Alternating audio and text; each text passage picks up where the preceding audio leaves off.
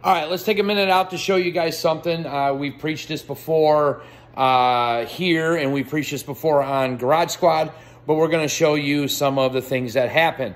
One of the things that I want to tell you is when you take out a motor, you know, out of a vehicle, or even if you freshly built it and you throw it in the corner on the floor, you cover it up with a tarp and you're going, it'll be fine. Now I just got to, you know, finish restoration on my car. You know, whether it takes 2 years, 3 years, 5 years, God only knows. This particular 400 big block Chrysler that I got here was fresh, but that was 10 years ago, sat in a garage. I'm going to show you what happens if you're not properly sealing up your engine and getting it ready for storage, okay? You can see, take a look down inside. Can you see down that exhaust port? And that one, okay? And we got a couple other ones too. All right, what happened is these ram horn style exhausts, you know, your regular exhaust manifolds, what happened was mice got up in there and built a nest. Okay, doesn't sound like a big deal, but here's where the problem comes in. So that valve, I guarantee if I take out that valve and check that valve seat, it's probably going to be pretty nasty and it might need to be repaired. The other thing is if the valve is open and the mice, you know, start peeing in there and everything, because, you know, mice piss is very acidic, gets down in the cylinder. Next thing you know, you got all kinds of issues and you're spending money you don't need to spend because you need to plug off this stuff whenever you store it.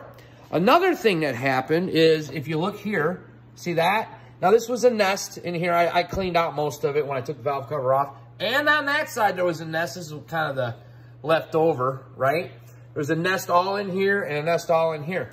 So what I did when I took valve cover off, I seen it. Well, it got in through the cap, you know, that where the cap's supposed to be, the breather on top of the valve cover, and it, you know, made a nest inside. I mean, down in the valley, you can see, you know, you see the things down the valley.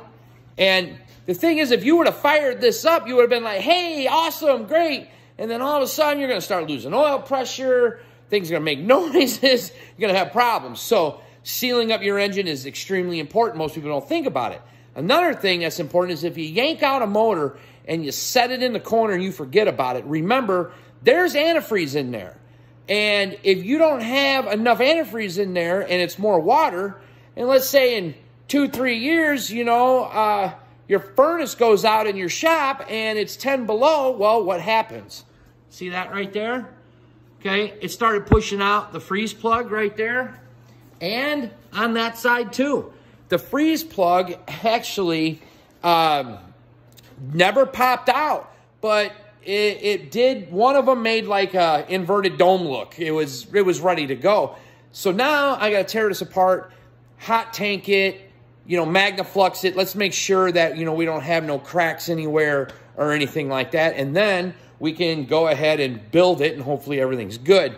So two things that are happening here that are going to cost a little extra money to, you know, make sure that things are right.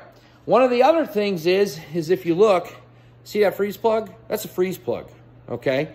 This freeze plug, because whatever they had in there, the antifreeze was so acidic over time from sitting that it started chewing on the freeze plug, and the freeze plug actually is almost rotted through. I mean, I'm surprised that it's not.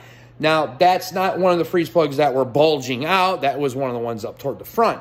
But these are things I want you to keep in mind whenever you are, you know, building a motor, yanking it out of a vehicle and throwing it in a corner and forgetting about it.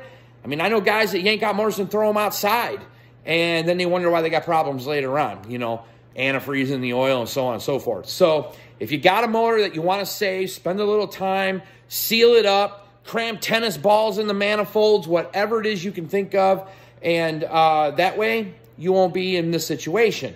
Now, luckily for this guy, we're actually tearing this motor apart because we're doing some upgrades. It's been sitting 10 years. Now he's got a vehicle to put it in, and we're going to be upgrading a lot of stuff on this thing. So it's only going to cost him a little bit of extra money to go through to make it right, but I'm just trying to save you guys a whole lot of money. Got it?